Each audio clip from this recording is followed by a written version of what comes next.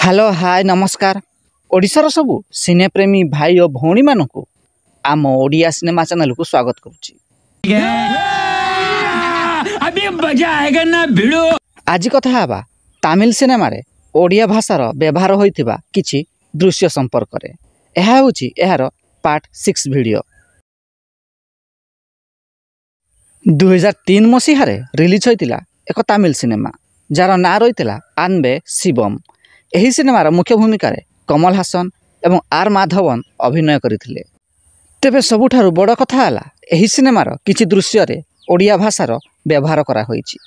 सिनेमार कहानी अनुसार सिनेमार hero are Madhav ओडिशार भुवनेश्वर सहर को आसीथिले एवं सही समय रे ऑटो ड्राइवर जनक ओडिया रे कथावार्ता हेउथिबार नजर आस्थिले।